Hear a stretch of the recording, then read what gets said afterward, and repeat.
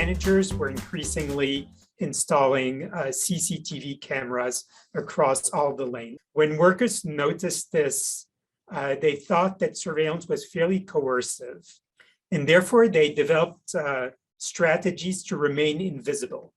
So the easiest one was to go out of sight, meaning if you had to transfer from one gate to another, you would take a longer break.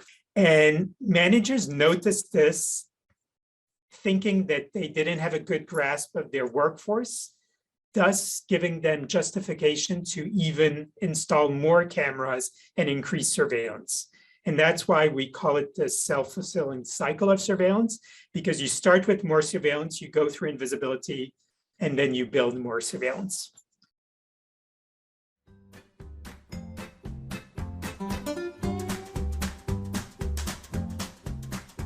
We set up a meeting with local TSA managers. We shared our inductive code book with them.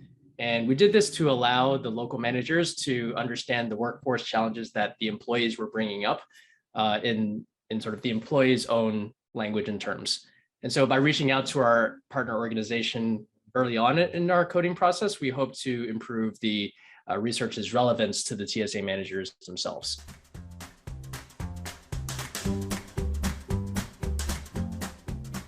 This piece was intended to be this accessible write-up of our findings. And we think that this was really key to the outreach strategy.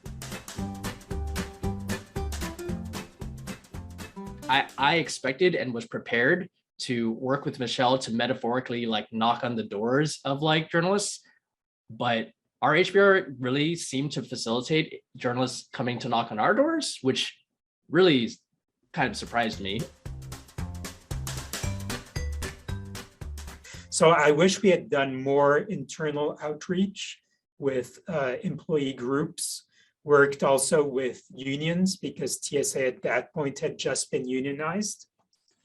And instead we worked with the leadership who then, disseminated our findings.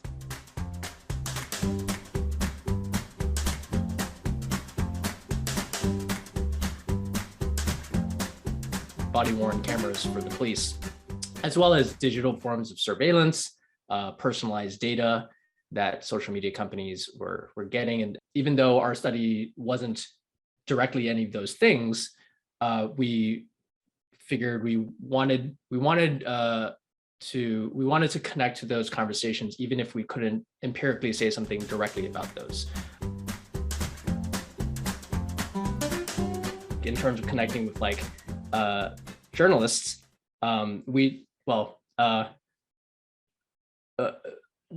least one of us used sort of like notes documents during these calls to kind of like to have like sort of bite-sized things. I think Michel tends to be able to come up with those things on the spot. I have to write them out beforehand. You can kind of see some of this thinking in the title changes, where the title of the HBR is Why Monitoring Your Employees' Behavior Can Backfire. And again, that's in comparison to this much longer title of the org science.